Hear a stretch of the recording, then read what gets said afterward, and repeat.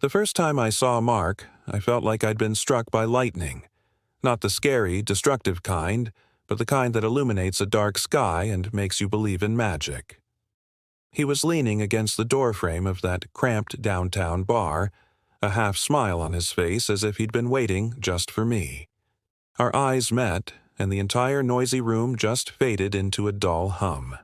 It was that potent, cliched magic, and I, a pragmatic architect who trusted blueprints more than butterflies, fell for it completely. For 2 years, I built my world around him.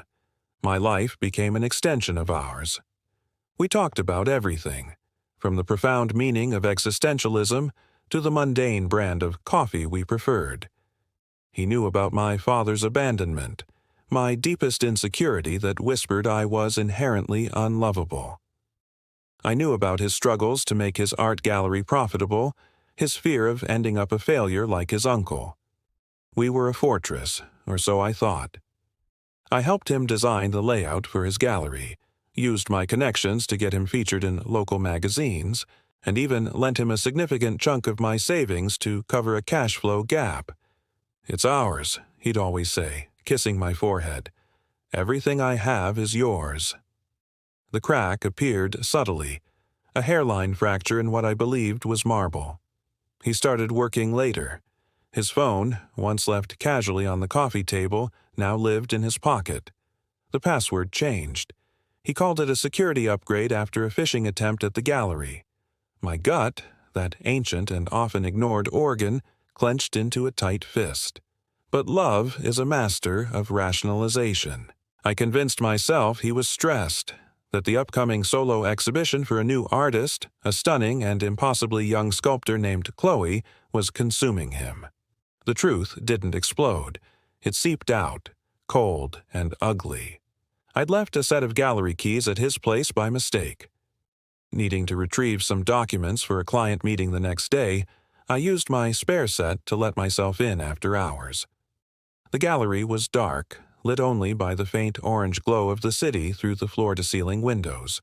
And there they were, in the center of the main hall, under the dramatic spotlight meant for the opening night's centerpiece.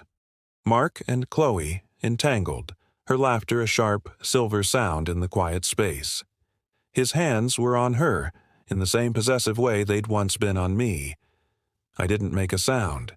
I just stood there in the shadows, my heart not breaking but shattering into a million silent, razor-sharp shards. The world didn't end. It just became a different, colder planet. I backed away slowly, my footsteps silent on the polished concrete. He never knew I was there. The confrontation the next day was a masterpiece of his deception. I sat at our kitchen island, the one we'd chosen together, and asked him, my voice dangerously calm, if he was happy. He came over, wrapped his arms around me, and told me I was his everything, that he was just tired, that he loved me. He looked me straight in the eye and lied with the effortless grace of a practiced performer. I watched him, this stranger I had built altars to, and I felt something in me shift. The heartbreak didn't vanish. It simply mutated. It hardened into something cold, patient, and sharp. This wasn't just a betrayal of trust. It was a demolition of my entire reality, and for that, a simple, screaming fight would not be sufficient. Revenge, I decided, is not a dish best served cold. It's a blueprint. It requires a solid foundation, structural integrity, and a flawless execution. I became the perfect girlfriend again. I apologized for my unfounded suspicions, blamed my own insecurity. I supported him through Chloe's exhibition, even helped him write the press release. All the while, I was quietly, meticulously, pulling the financial threads of his life apart. You see, when you've lent someone a large sum of money and helped them integrate their business into your world, you have access. You know passwords you're not supposed to remember. You understand the delicate ecosystem of their finances better than they do. Mark's gallery, the Apex, was financially a house of cards.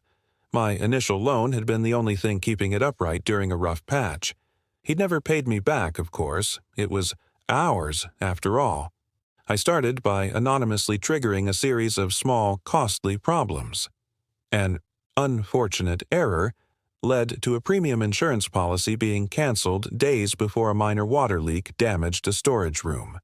The resulting repairs were an out-of-pocket expense that stung. I used a prepaid, untraceable phone to tip off the fire marshal about a minor code violation he'd been ignoring, resulting in a hefty fine. He grew stressed, irritable. He started talking about needing another loan, just a small one to tide him over until the next big sale. I was sympathetic, but firm. "Money's a little tight with my new project, darling," I'd say, pouring him a glass of wine, "but we'll figure it out." The "we" was a poison. I fed him drop by drop. The pièce de résistance was the exhibition, Chloe's big show. It was supposed to be his crowning achievement, the event that put the apex on the map. He'd invested everything, his reputation, the gallery's remaining capital, his ego, into its success. I knew this. I'd been counting on it. The night of the opening was a study in tension. The gallery was packed, buzzing with the city's art elite. Canapés circulated, champagne flowed, and Mark glowed with a triumphant, nervous energy. He stood by Chloe's side, his hand possessively on the small of her back, the way he used to hold me. I moved through the crowd, a ghost at the feast, smiling, nodding, playing my part perfectly. Then, at the peak of the evening, just as the curator was about to give his introductory speech, the screens flickered. The digital displays meant to cycle through close-ups of Chloe's sculptures went black for a second, then lit up again.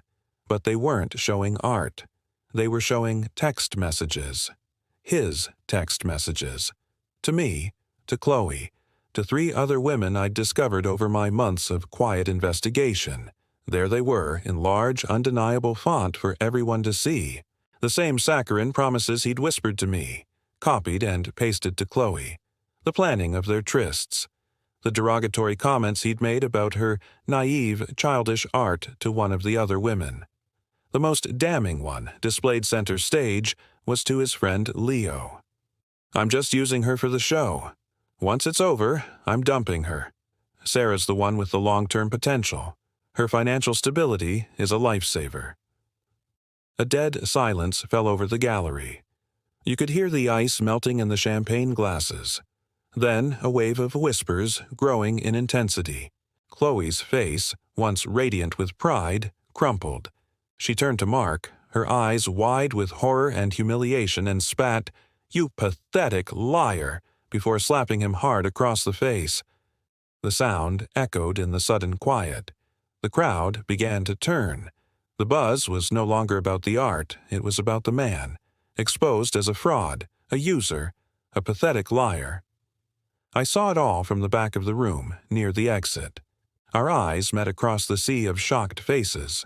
His expression was a chaotic mess of confusion, dawning comprehension, and finally, sheer, undiluted terror. He saw me, and he knew. He knew I had been the architect of this ruin. I hadn't just hacked his cloud account and scheduled this little display.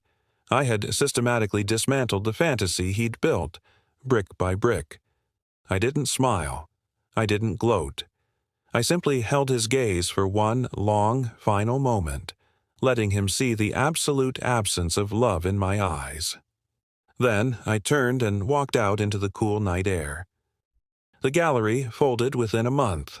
The scandal was too great. No artist would work with him, no patron would fund him. Chloe destroyed the sculptures he'd championed in a very public, very cathartic performance piece. The loan I'd given him? I'd had him sign a personal guarantee, a document I'd casually presented as a formality, all those months ago. When he defaulted, as I knew he would, my lawyers moved in. He lost the gallery, his apartment, and what was left of his reputation. I heard through the grapevine that he'd moved to another city, working some anonymous, soulless job. The lightning strike I'd once felt had finally revealed its true nature. It wasn't magic, it was a warning of the coming storm. He thought he could break my heart and walk away unscathed, but he forgot one crucial thing. An architect always knows how to bring the whole structure down.